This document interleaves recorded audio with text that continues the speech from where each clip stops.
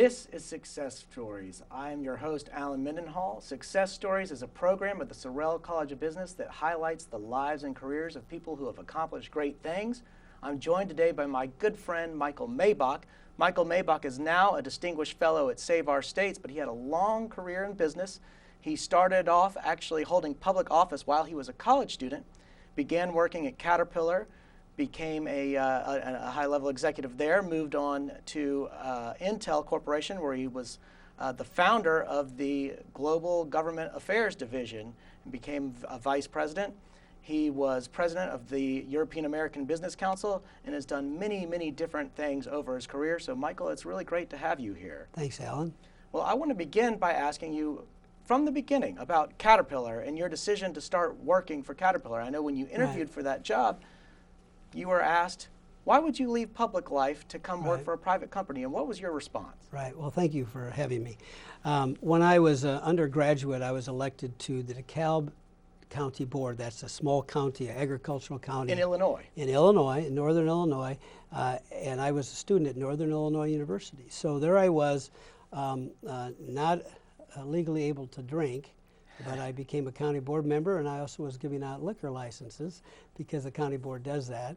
And my fraternity brothers, of course, thought that was quite entertaining that one of their colleagues would be a public official. So that's what I did, and I went to graduate school there because of that 4-year term I had. When I was a public servant, age 20, 21, people said, well, now are you going to run for the legislature? Are you going to make this a career? And I was ambitious. I like politics, but I thought to myself, gosh, here I am at this ripe old age of 20 years old, and am I really going to, for the next 20 or 30 years, be a public official, elected official, and govern other people's lives when I don't know anything about the private economy where all wealth is created? So after graduate school, I applied for a job at Caterpillar Tractor, my hometown of Peoria, Illinois.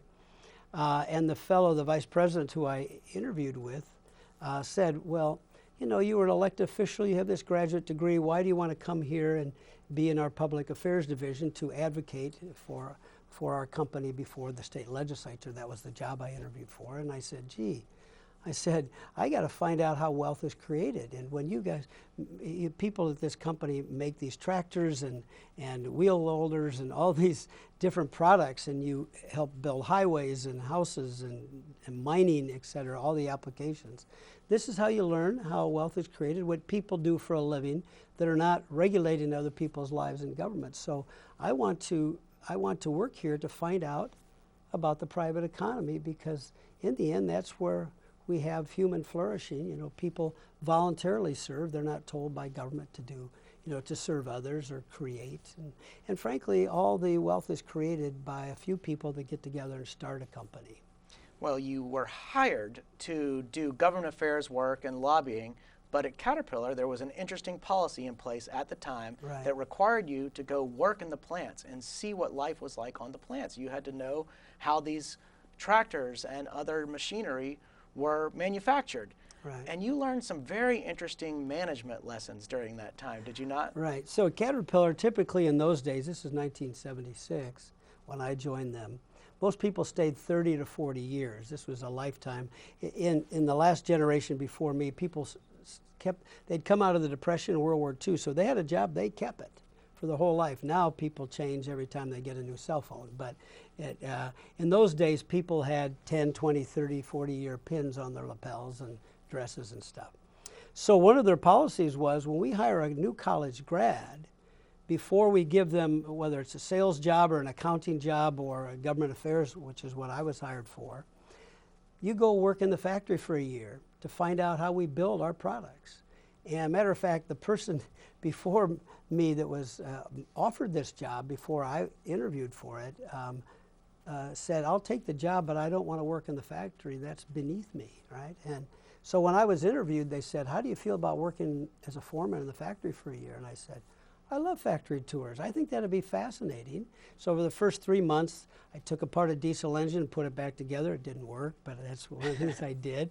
I learned how to drive a tractor and a wheel loader, and I welded And when I welded, I started one of my pants legs on fire. So I was kind of a semi-disaster out there. But then for 9 months, I was a foreman in that factory where we made aluminum torque converter parts. I had 11 people working with me, for me, and I was their manager, and good people. I found out my first day by talking to each of them that 2 of my 11, one was 50 years old, one was 18, hadn't graduated from high school. And I knew about the GRE program, which is how you can get a high school diploma if you've left high school as an older person. And so I got the materials, and a few days later I gave it to them. I said, you know, you 2 guys at night, if you go to night school together, you can actually finish your high school degree, and you can say you have a high school diploma. And they were mystified. They couldn't believe this was a possibility, and they were so pleased. And so they enrolled immediately. And of course, about a year later, I was over in the headquarters by then. They called me up and said, "We want you to come over and have a picture taken with us. We have our diplomas." So that was sort of the lesson I learned there was A, find out about people you're working with, and B, see if you can't do something that's helpful in their lives, right? And that happened to occur to me because I said, "Where'd you go to high school?" And of course, these guys had dropped out. Another thing I found out among those 11 people was in the next building, this was building H, and building KK it was called, they would take the 3 parts that we made from the transmission and put it into the transmission for the tractor, whether it was a wheel loader or a bulldozer or a compactor or whatever the transmission was used for. And so I asked all 11 of them, most of them have been there 10, 20, 30 years at Caterpillar, have you ever seen your parts actually put in to where they go in the tractor in the transmission box?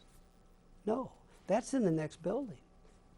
So I went over and introduced myself to the foreman after work one night, and I said, "Can I bring my team over so they can see what you're going to do?" And he said, "Well, if you do it, I'm going to deny that I discussed this with you, because that is really not what we do, is to move people to other buildings to see things, you know."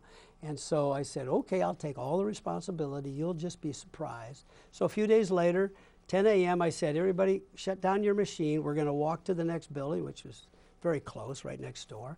And I walked down, and then I introduced them to these other 10 people that were using their parts, and they had a great time finding out. They saw where their products go. Well, when I got back to my line, my general foreman, a guy named John, I won't mention his last name, he's a good guy, but he was very, very, very upset with me. This is so, because these people are on hourly quotas of how many parts they, so we had knocked out a whole hour of productivity, and he didn't like that at all, and I respect that. And he said, you didn't have permission to take your team to another building, et cetera. And I said, "Well, they don't even know where their parts go, and they will have a bigger view of this." And he said, "Yes, but what if everybody did that?" And I said, "Then I think the company would understand their products better if everybody knew where their products were made. Bring the other people over here and see where these parts are made for the transmission." Well, he thought that was a revolutionary idea and that I was a dangerous fellow, probably. But a couple days later, the plant manager came by to see me. His first name was Ted. He became a vice president at Caterpillar, and he said, "Publicly, I got to tell you not to do stuff like that. Privately, it's a wonderful idea. I'm going to try to have a system like that here in our factory where people see who else is working on what they're working on." So there's a couple of factory stories. Well, and how did you move on to Intel and establish the Global Government Affairs Office? How did that come about? Well, so I worked at Caterpillar for 7 years, Illinois, and then California. They moved me out to California to start their Government Affairs Department in Sacramento.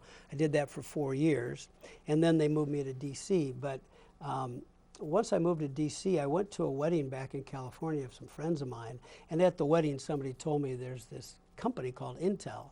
This is 1983.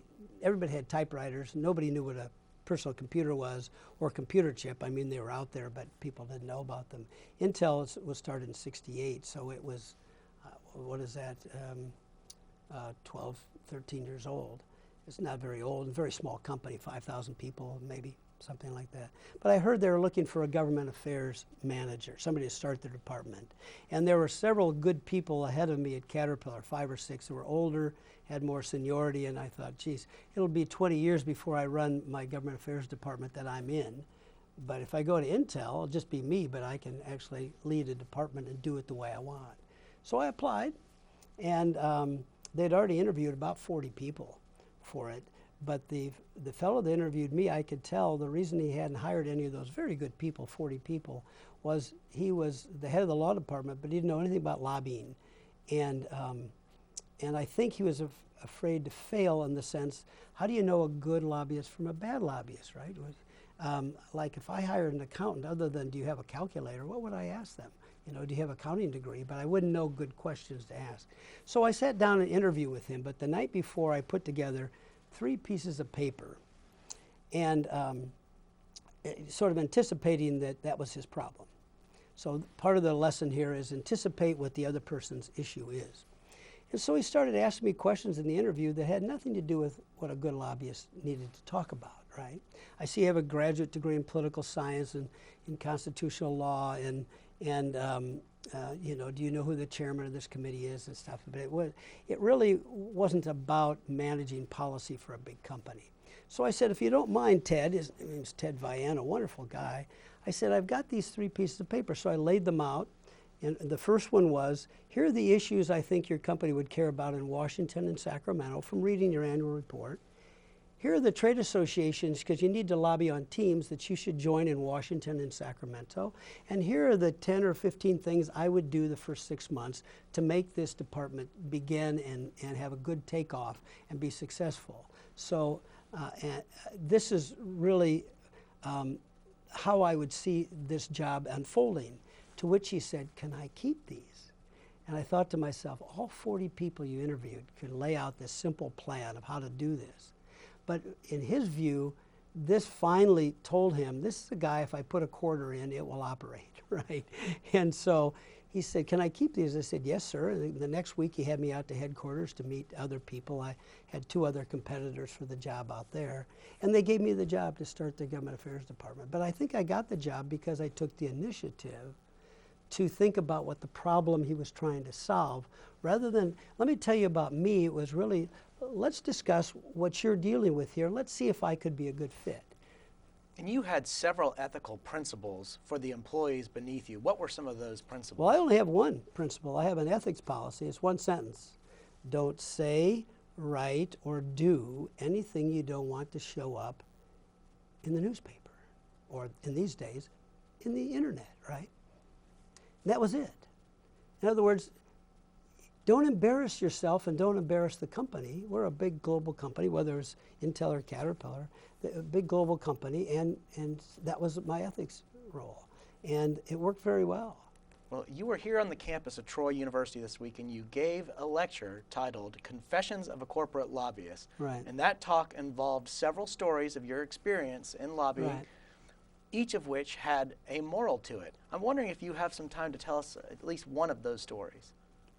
Okay, I will. I'll tell you that we were trying to get an amendment to the Trade Act of 1990, I think it was 1992. There was a trade bill going through the Congress in the early 90s. And the chairman was a Republican, Bill Thomas, chairman of Ways and Means Committee, a very fine public servant, a congressman from Bakersfield, California. And on the trade subcommittee was a Democrat named Bob Matsui, who's passed away now, a wonderful human being as well. And he represented our Folsom plant, Folsom, California, because he was the former mayor of Sacramento. So he's from the Sacramento, Folsom area. We had 6,000 people in his district, and he was on the trade subcommittee, and he had been the chairman of that committee before the Republicans took over the House of Representatives, and therefore he was the ranking Democrat. So I asked him as a favor if he would put in an amendment to the dumping laws for our industry. I asked him because he represented our people and because he had been in that role for a long time, and so he knew a lot about trade law. Well, after a few weeks, his amendment, our amendment, was not getting put on the trade bill that was moving through that committee. So I went to a fellow named Bob Winters, one of the funnest people I ever met, actually, who was the general counsel for trade for Chairman Thomas. And I said, what's the problem? I'm not getting my amendment adopted. He said, well, between you and me, of course, this is many years later, but this is what he said. the chairman doesn't feel that Mr. Matsui respects him. You see, Mr. Matsui was on the committee before the chairman, and he was sort of used to having his party run it. And Matsui is a very polite guy, one of the most polite guys you'd ever meet, but he just didn't feel that Mr. Matsui was sort of respectful enough, and this is, there's a lot of human emotions that go on in work and church, and every society setting has this. And he said, so that's why your amendment's not going anywhere, because he's put a hold on it. So I thought to myself, what do I do? If I just tell Mr. Matsui, I'll get a Republican to do it, I'll offend him. He won't help me again. He will wonder why I did that. In other words, if I'm straightforward with him, he may not like the truth, but that's the best I got. So when in doubt, tell him the truth. That would be the moral. So I went to Mr. Matsui and I said, Bob, I understand, and I'm surprised to hear this, that the chairman doesn't feel like you respect him. Not that you've been disrespectful, but just that you maybe don't talk to him very much. Maybe you see him and don't stop and ask his help or something. And Mr. Matsui said, geez, I'm surprised, because I've always been very pleasant with him, and we've never had an argument, and we've got along, and I thought we got along fine. I said, well, that's the report. So what I'd like you to consider doing, I know this is not easy, is I want you personally to make an appointment to see the chairman personally and ask him to put this amendment in the bill. He said, well, our staffs have already talked. He didn't want to do this, Our staffs have already talked, and he knows me, and I said, I'm just telling you, I think this is the only way for us to have success. You and I are trying to get something done. It's not about me or you, it's about getting this done. It helps the people in our company, and that helps your district, etc. So he said, okay, I don't like this, but I'll do it. So he had made an appointment to see the chairman. 2 days later, Bob Winters calls me and he says, I don't know what you did, but the chairman just came to my office and said, this is Mr. Matsui's amendment, and I want it in the bill. What'd you do? And I said, all I said to Bob Matsui, Congressman Matsui, was, why don't you just go in his office, and here's what he said. Bill, I need your help. I've got an amendment. Will you help me get it into the bill? To which I learned later, the chairman said, Bob, I'd be delighted to help you. Thank you for coming by to ask. So what I learned was, if you just ask questions and tell people what you've learned, maybe they can take that information and act on it in such a way that it becomes win-win. Because the chairman wasn't against the amendment. He just was kind of making a point. And I bet you, I don't know, but I bet you for the rest of the time they were on that committee, their relationship was better because one helped the other, and the other was grateful for that, right? That's right. Well, you're now a distinguished fellow at Save Our States. Explain Save Our States, what it does, and what you advocate there. The U.S. Constitution includes the Electoral College, which is our way of electing a president. In effect, we have 50 Democratic or majority rule votes in 50 states, and then the aggregation of those electors, those elector votes, elect the president. The left wing of American politics doesn't like a lot about our Constitution, and that's one of the pieces they don't like. So they're trying to pass through state legislatures in our 50 states the National Popular Vote Interstate Compact, which says, in effect, if it's passed in enough states, no matter how our people vote in terms of the presidential election, whoever wins the national popular vote, which is probably New York and California, right, and Illinois, whoever wins the national popular vote, our electors should vote for that person, even if it's against the majority vote of the citizens of our own state. And 15 states, all of one party, the Democratic Party, have passed that. And we were started, Save Our States, in 2009 to oppose this end run around the amendment process. It's supposed to take 38 states to change the Constitution. And you can't change the Constitution just by passing a law in, let's say, 20 states. 15 have passed it with 195 electoral votes. They only need another 75 electoral votes, let's say, in 5 or 6 more states, and they will actually create this constitutional crisis during a presidential campaign. You know, that's just what we need, is another constitutional crisis about a presidential campaign. America really doesn't need any more drama in our politics electorally. And so there are 5 of us, and we go around the country giving talks and interviews like this, et cetera. asking state legislators not to vote for the National Popular Vote Compact. Los Angeles County has more people than 41 states. New York City has more people than 39 states. 9 of our states have half of our people. But New York City doesn't grow any food. Iowa does, and Kansas, etc. The places with not very many people, they are feeding the cities. And if we have national popular vote and the cities rule, that will make all of the people in Alabama and Georgia and other places that don't have these huge metropolitan areas, that'll make them all serfs, right, working for the cities. And they won't be serfs. If you want to keep this country together, you have to act like we are together as a nation, and every state's vote is respected under the Constitution. So that's what I do, is I give talks.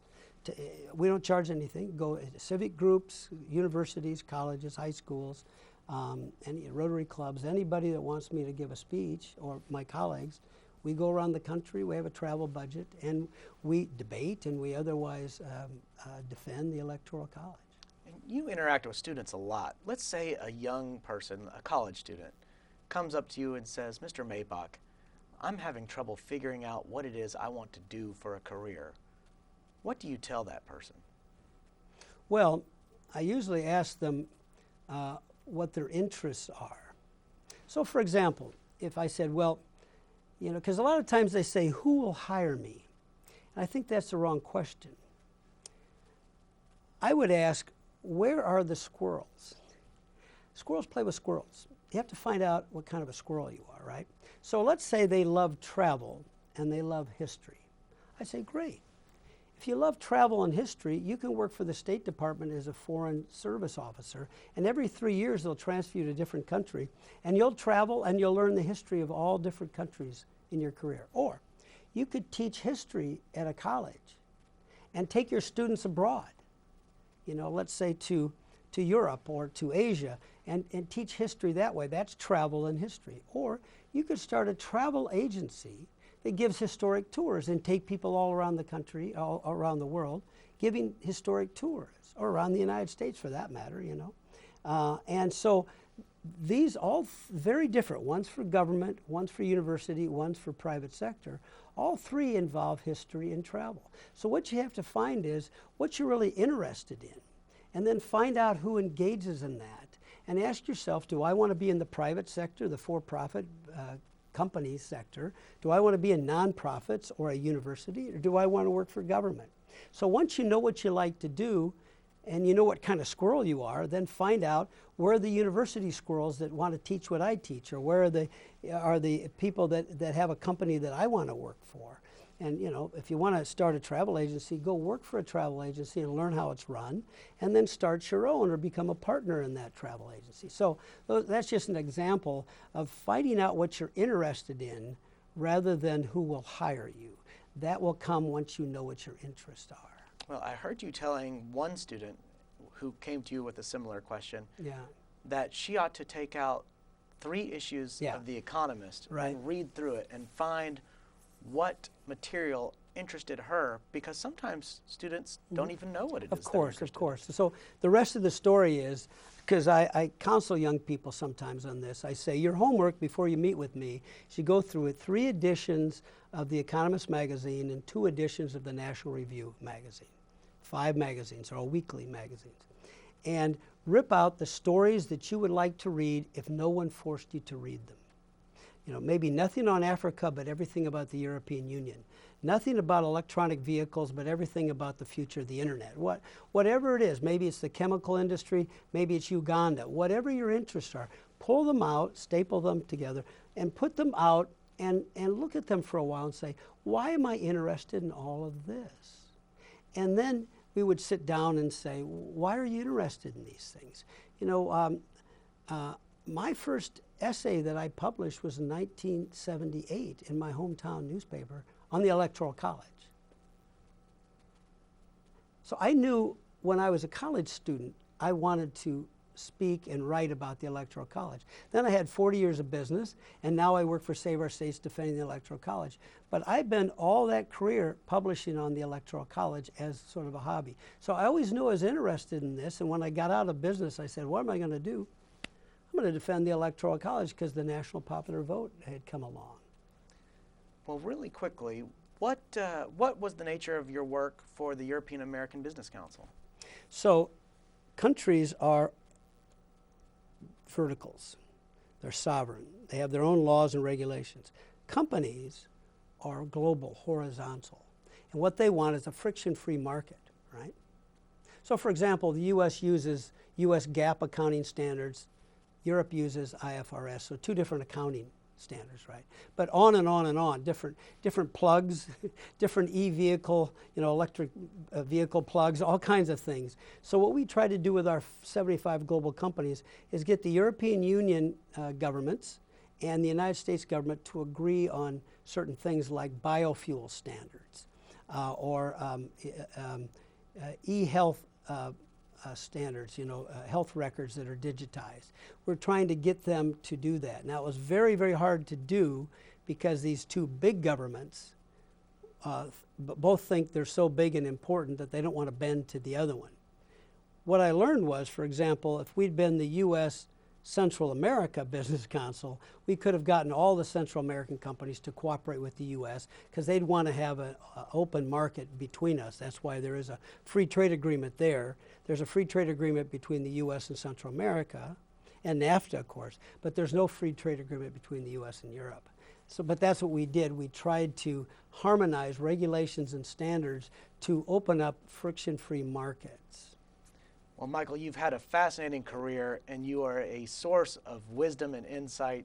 I wish more students everywhere had the opportunity to meet with you and to hear you speak.